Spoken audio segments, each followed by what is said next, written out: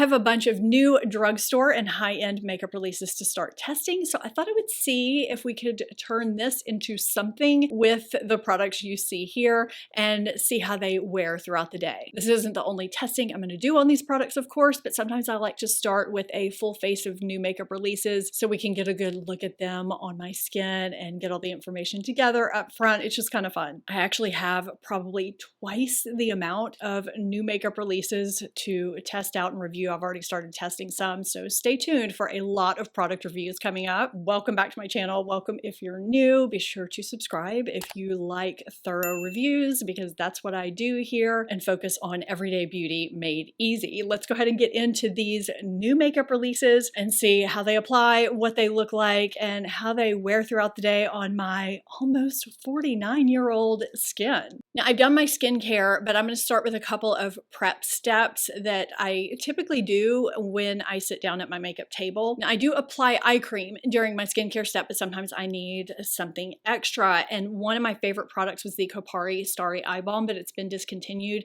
So I'm looking for a substitute. I'm looking for a replacement. I have not tried this product from Tula. It's not new, but it's new to me. This is the Tula 24/7 Power Swipe Hydrating Day and Night Treatment Eye Balm. Now, I have used, and I do love, the Rose Glow and Get It and the one in the blue tube, but those give more of a glow. They're not quite as hydrating as the Colourpop. And this one doesn't give that cooling effect like the other one does, but it focuses more on hydration and nourishment through hyaluronic acid and squalane and firming. It's supposed to help reduce the look of fine lines and wrinkles and protect. It has a proprietary blend of probiotics and prebiotic extracts that helps with smoothness and maintaining your skin balance, and caffeine and watermelon are what help with puffiness. So I feel like this gives that nourishing hydration that Colourpop Starry Eye Balm gave, that extra boost that I'm looking for. So I'm going to keep testing it out, but I feel like right now it's giving me exactly what I want to feel from my prep step for my dry under eyes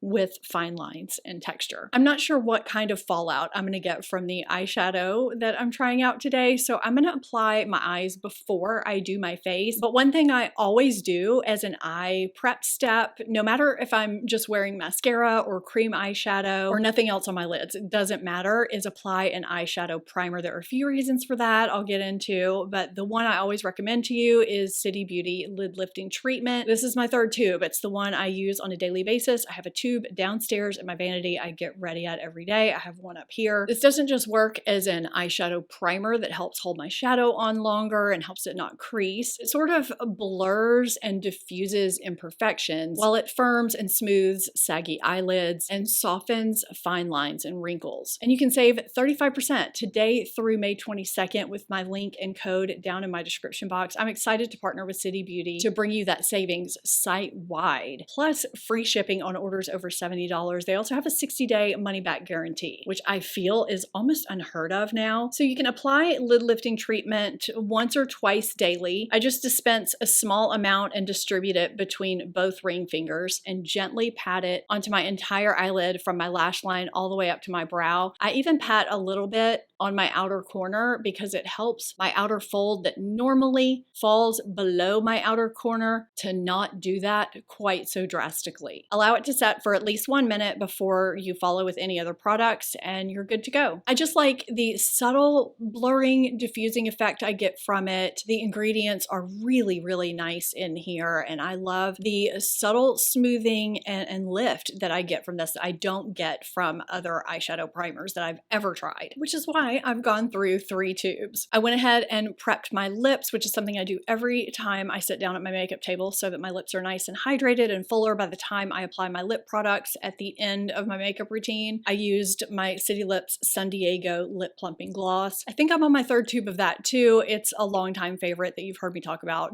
dozens of times. So be sure to use my code and link down below if you want to save 35% site-wide on these or any other City Beauty products. Do you guys know me or what? I had a lot of YouTube comments, Instagram tags, and DMs alerting me to this new Colourpop palette. You knew I was gonna wanna try it, and if I didn't know about it, you wanted me to know about it. And this is right up my alley. Now, the Colourpop palettes that I have that are this size, I absolutely love. The mattes and shimmers and metallics, the quality is just really, really great. And I firmly believe that no matter your age, a good, smooth, metallic shadow can be so flattering. What I love about this palette though is how they organize it. I love that you can just go down a column and get a complete look. It's very cohesive. Let me turn this a little bit. I think it'll be a little bit easier to see. There we go. So, you know, you've got some really warm tones here, some kind of rusty tones. You've got your pinky rosy tones, some cooler taupey shades here. And now we're getting into more neutrals. And then we've got our gray, black, whites over here. I mean, you can of course mix and match. It does make it very, very easy to use. If you just want a no-brainer look, you can just go down a column and you're good. I may do 2 different looks on each eye, or I may just do one. I'm not sure. Let's just start playing. The first thing I'm going to do is take this new Hourglass powder and I'm going to set my eyelids from my crease up to my brow bone. This will ensure the matte shades apply and blend out very, very smoothly. But I'm going to leave my lid unset so I can get the most out of the metallics or the shimmers. That was the BK Beauty 212. I'm going to take that same BK Beauty brush in the shade Too Much and take it from my crease almost up to my brow bone. I think this name is kind of funny because it's definitely not too much. It's very, very subtle, but I mean, I am getting some depth. You can see from one side to the other. It is giving me a shadowy look and it's very neutral. Okay, I think I'm going to leave that there for now. I have a little bit more of a heavy hood on this lid than I do this one, so it never looks quite even, but that's okay for now. Taking this BK Beauty A504 brush into High Value and just deepening my crease just a little bit. Okay, I'm cleaning this brush off on my Sigma switch. I've had some people ask me if I like this or my Veramona color switch better. I definitely like this because you have different types of surfaces and way more surface area, and it cleans so much easier and dries faster too. I'm going to go warm on my left eye and take that same brush in the shade Invest in Me. I'm dipping my rephr 26 brush into Total Rockstar and lightly tapping it on the very outer portion of my mobile lid, following the same angle as my lower lash line, kind of like it extends up to the crease of my eye, to give a lift to my outer corner. It looks like a lot at first, but I'm going to blend this sort of out and up, really buff it and diffuse it to give my eye a lift without using eyeliner. You can do this even if you have hooded eyes. It gives a really nice lift and some depth, no precision needed. Next, I'm taking this shade Special, which is kind of a taupey shade with rosy undertones. And I'm going to very lightly, gently tap my ring finger on the back of my hand just to get off any extra fallout that might occur. And then I'm gently buffing out the edges. Okay, I love this shade. I don't really see the rosy tones after I applied it, but it is really pretty. I think this would make a really, really pretty one and done shade. And I'm liking that look. I don't even know if I'm going to add any eyeliner. Well, I feel like I should. I feel like I should test out eyeliner, but I'm going to do this eye first. I'm doing the same technique on this eye, but with different shades. I'm using Your Solid on that same rephr 26 brush I've already cleaned off. And I'm going in with the shade Major Element, which looks like a pretty rose gold.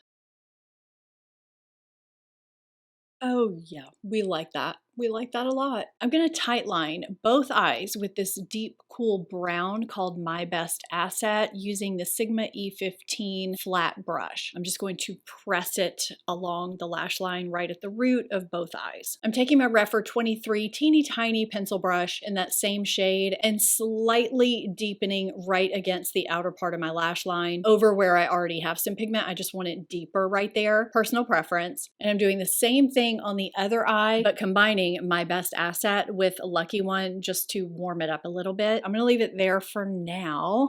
We have 2 very nice so far neutral looks, but a little bit different. So I already talked about the CoverGirl Clear Fresh Brow Liner 1mm nano pencil in my recent Amazon video. If you haven't seen that, I'll have it linked up in the corner and down in my description box. I have some really great things in that video, so you should catch it if you haven't. But there are a couple of other new brow products that go along with that I haven't tried yet. We have have the Clear Fresh Brow Filler Pomade Pencil. It has this kind of teardrop shape. I have shade 400, just like I had in the Clear Fresh Brow. Okay, that is very, very pigmented. There was no waxiness to that whatsoever. We also have the Clean Fresh Brow Enhancer Gel Wax, which I have in clear. So I'm anxious to see how that actually holds up. Now, I am really, really into using those micro nano brow pencils like the Benefit Brow Detailer that I compared this new CoverGirl Nano pencil to in that Amazon video. So this is a little wider than what I usually go with. I feel like I don't get as natural of a look. Okay, I wasn't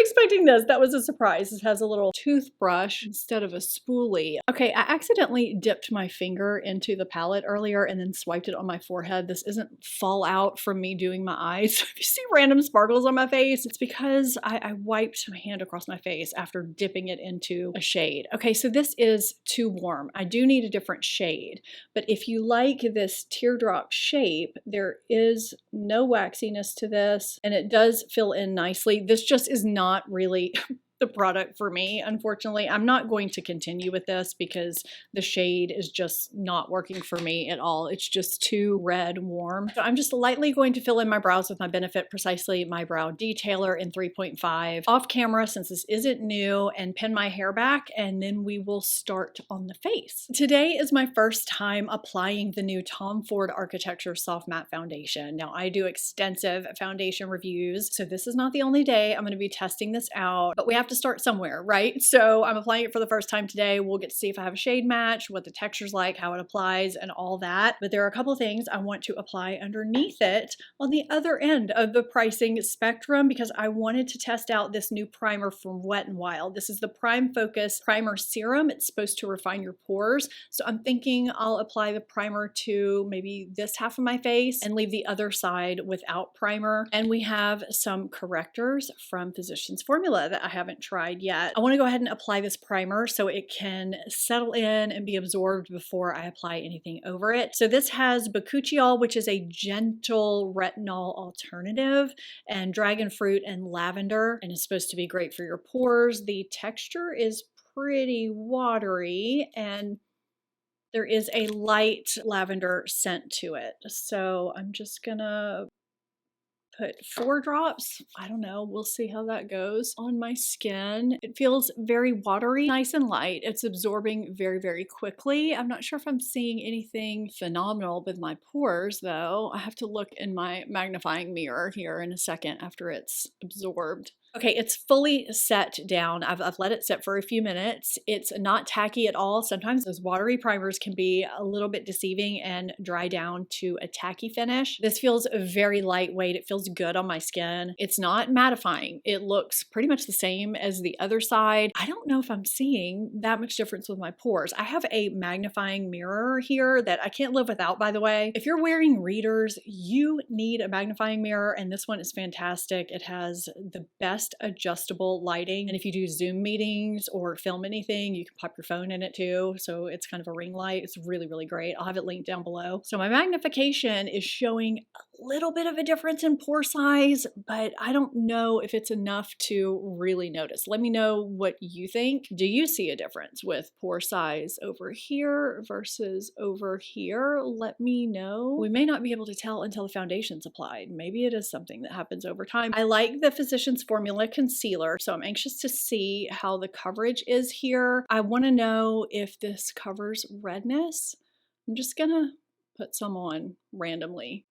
Some redness on my chin. I'm just gonna leave it like that. I'm gonna use fingers or a brush. Maybe I'll start with fingers, see how that goes. I always feel like when I use a green corrector to help with redness, I look a little bit sallow at first. I think I'm gonna go in with a brush here just to get it around that nose redness, which I do have. Probably a good day to use this. But yeah, I mean, you see how you can kind of see a little bit of a green tinge, but then when you apply foundation, it just means that the redness is covered up a little bit more. Okay. okay. I mean, I think this is actually doing a good job, and it's not dry at all. It's very moisturizing. I feel like it has a very natural finish. Some green correctors can be a little bit stiff or drying, and this one is not. I'm gonna add a little bit more right there. I feel like I have a little bit of extra redness right there. I mean, I wouldn't wear this by itself because I feel like you could possibly look pretty sallow. So purple can help with sallowness. Let's just put some here and just see what happens. I've never really used a purple corrector before. I know purple brightens. I'm clearly just playing around here, just kind of seeing what happens. I mean, I definitely see the purple undertone from where I corrected. Okay, the green did correct, but I want to blot it a little bit because I feel like it was leaving kind of a layer on my face that I don't really want under the foundation we're about to test. But I mean, you could see it did correct. I tested this out when it first came out. I'm referring to the Peach Under Eye Corrector here. I have a full review on it in one of my corrector roundups. I'll have it linked up in the corner and down in my description box if you want to check it out. I'm going to go in with my Catrice Bright Eye Under Eye Corrector before we apply foundation. I have a light rose. Sometimes I apply corrector after foundation. Sometimes I do it before, but since we were at this step, I'm just going to go ahead and do it and we'll come back and do foundation. So this is the Tom Ford Architecture Soft Matte Foundation. I got shade 4.0 Fawn. It's a pretty runny. I'm going to go in with a damp sponge on this side and see how it blends out.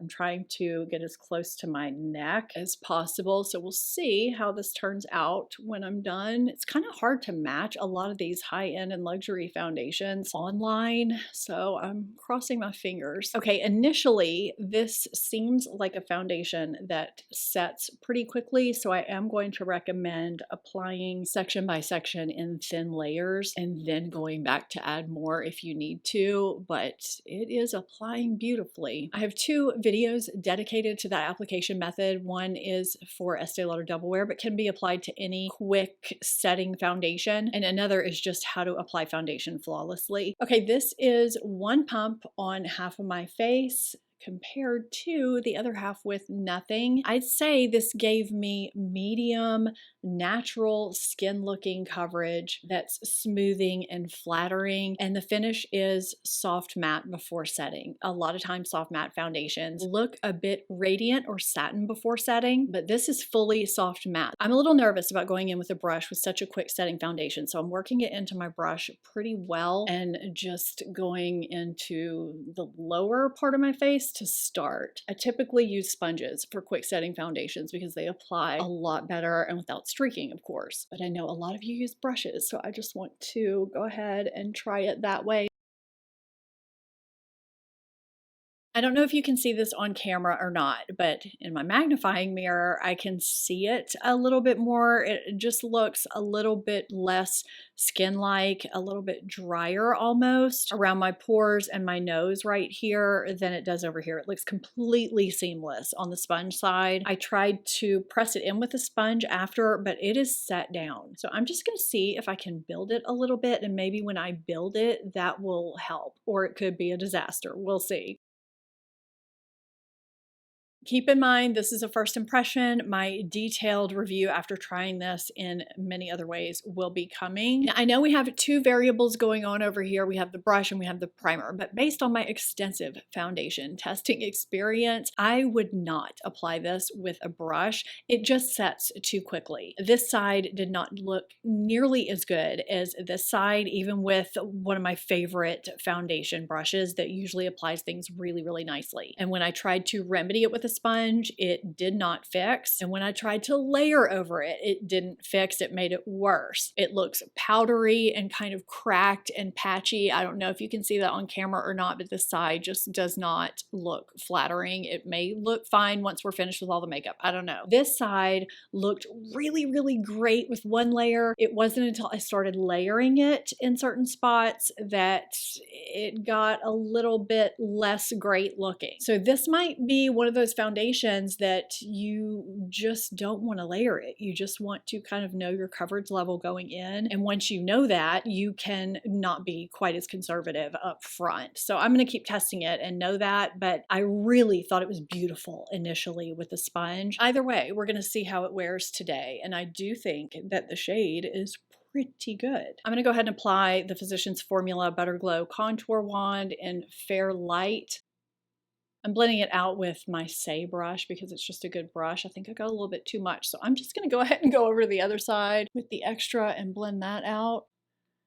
Switch to the other side. We're just gonna go back and forth since I got just a little bit too much, but this does blend out very, very easily and just gives a nice shadowy look. I'm gonna conceal and I'll be right back.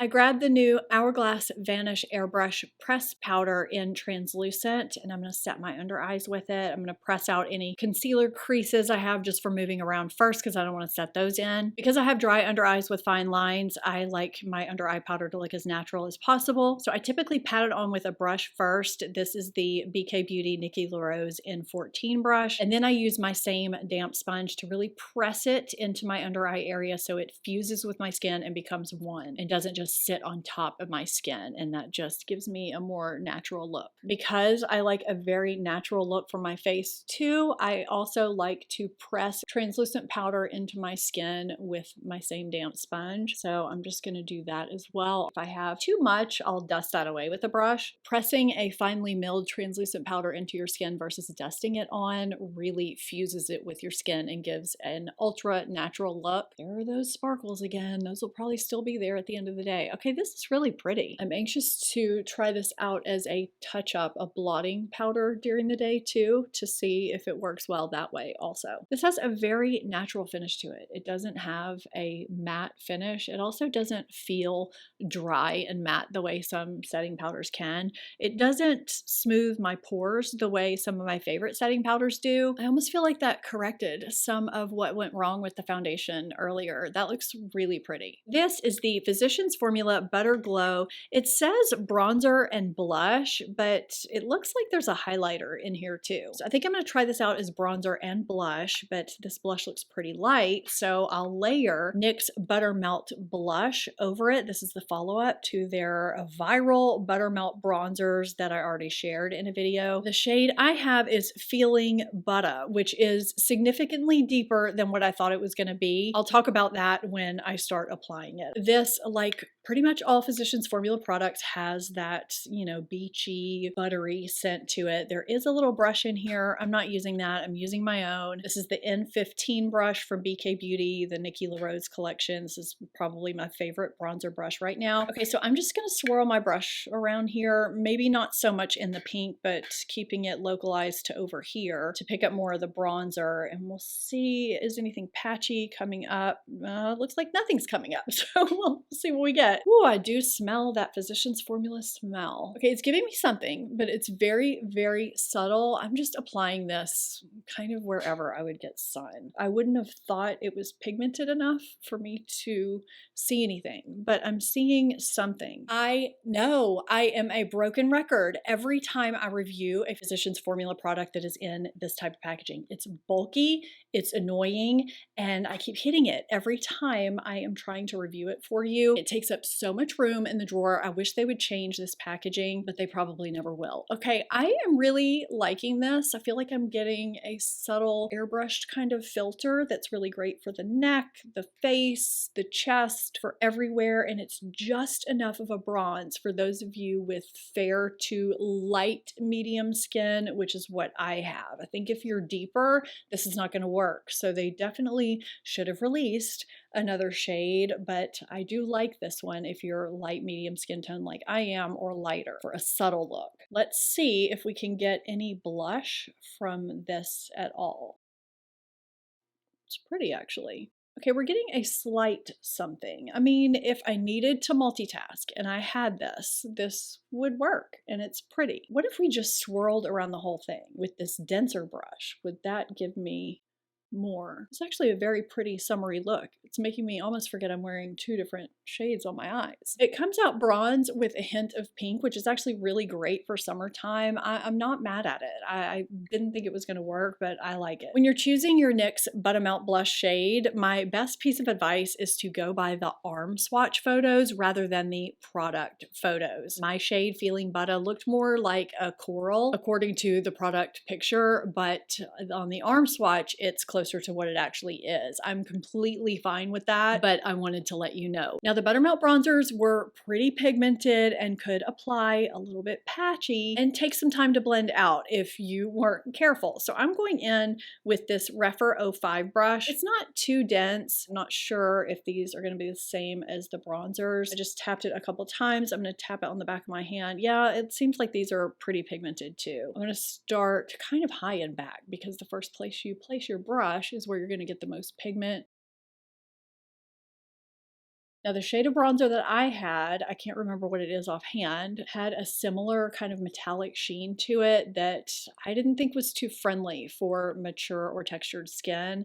This has a similar sheen to it. So if you have dry, mature, or textured skin, I'm not sure if this is a formula you're going to want to mess around with. This is applying evenly here in person. I'm looking at it in my mirror. It looks even, but because of the contours of my face, I have a little bit of a dent here in my face where my cheek goes into my temple. I have a little divot here. It looks like there's a line here. I don't have texture there. I don't know what that is. It just doesn't look even in this lighting, but it is. But that's kind of what you get when you have metallic sheen like this. Depending on the lighting you're in, it's going to look good or it's going to look bad. I'm going to even this out just a bit over here. But I have to say, as someone who's in my upper 40s and doesn't have perfect high cheekbones, I've got little divots right here and is fighting lines and texture all the time. This isn't a blush formula that I am going to reach for. I have better formulas that I don't have to work with as much. I'm going to go ahead and put a finishing powder over this right now because this is just not acceptable to me all day. It's just not. But I wanted you to see that blush. And if you're not familiar with finishing powder and how it can remedy a whole host of issues,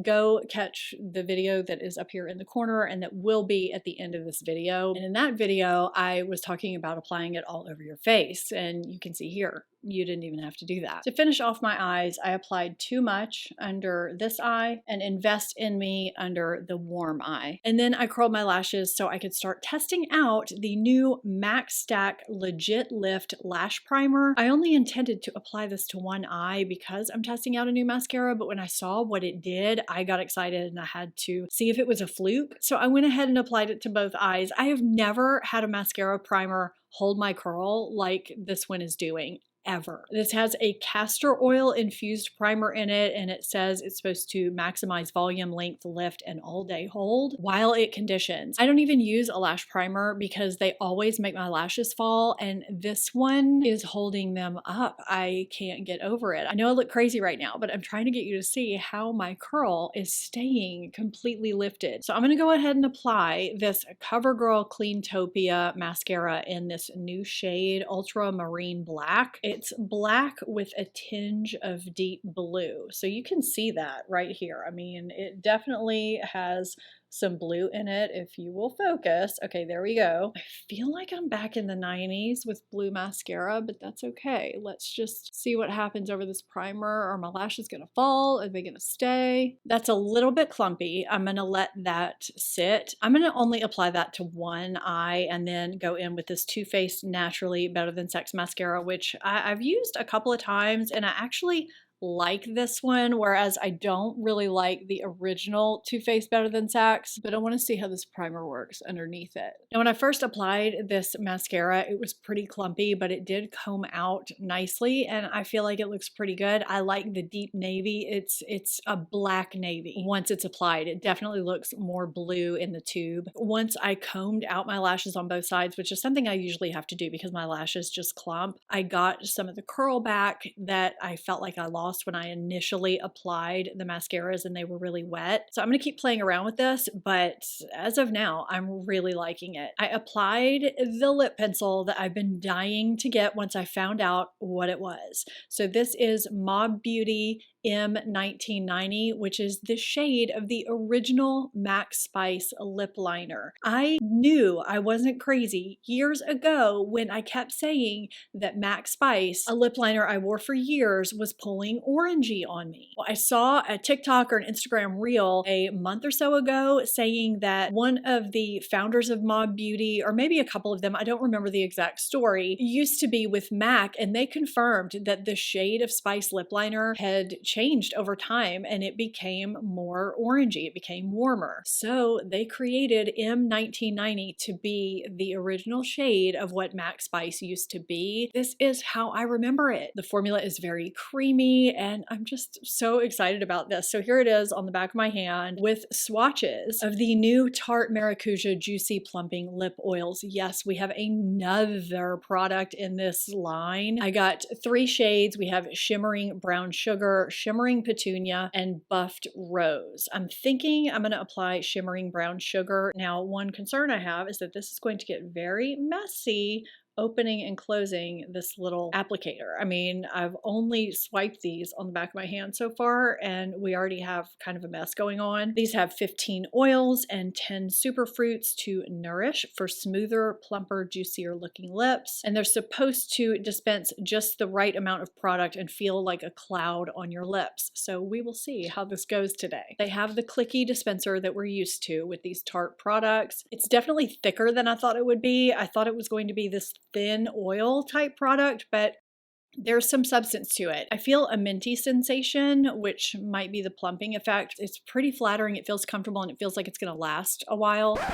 I applied one of these over that lip liner and started talking about it and then decided I wanted to show you swatches of all 3 and came to a couple of conclusions in the meantime. So first off, this little ball, if you squeeze too much product, it comes out more on the sides than the top. So you kind of have to swirl it around on your lips from the side. There's kind of a fine line with not clicking up enough product and clicking up too much, basically. You can see the sparkle in the shimmers, which I mean, I guess that's the point of a shimmer, right? But there's also more stickiness to the shimmers. So if that's something you don't like in a lip oil, I would definitely go for the non-shimmer shades. The non-shimmers, the shade I have is Buffed Rose, seem less pigmented than the shimmers too. So because of the pigmentation and the stickiness, it seems like the shimmers are going to wear a little bit longer. I'm going to continue to wear Shimmering Brown Sugar today until it wears away, and then I'll pop on Buffed Rose and give kind of a wear comparison. There are some differences with the formula, even though it's the same product, in my opinion anyway. Okay, so I will report back at the end of the day with how all of this wears, but this is what we have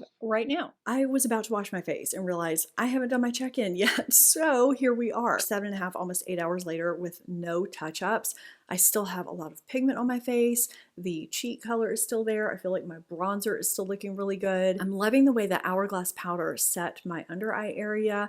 I haven't lost any coverage and I don't feel any more dry or textured than I normally do. I want to test it out with foundations I'm familiar with too. So I'll have a full verdict for you in my monthly favorites and fails probably, so stay tuned for that. I don't have a lot of shine for having not blotted or touched up at all. There's some wearing away by my nose, but I blew my nose quite a bit. I thought I was going to have no foundation around my nose and my upper lip. So to see what's here, I'm really, really impressed. I'm going to continue to try it out and I'll have my full verdict in my upcoming foundation roundup. I'm very happy with the eyes. I knew they would wear well because I'm very familiar with the Colourpop eyeshadow formula. I have no flakes or smudges from the mascara primer, so I'm very happy about that. My big disappointment is the Tarte lip oil. I had that shimmer one on that felt like it was going to last a decent amount of time, but I ate some Chinese food for dinner and it disappeared pretty quickly, leaving some little micro shimmer behind. And then my lips kind of felt like they had nothing on them, kind of felt dry after.